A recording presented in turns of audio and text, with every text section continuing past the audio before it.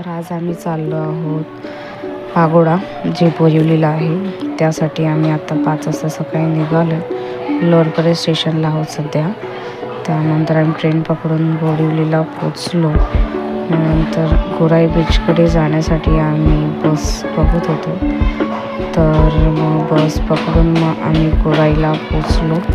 त्यानंतर गेलो आणि आम्हाला कळलं की 9 वाजल्यापासून बोट चालू होणार होत्या.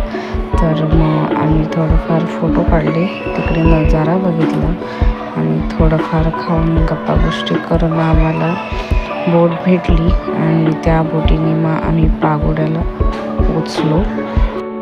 आणि हा पागोड्याचा ब्युटिफुल व्ह्यू आहे.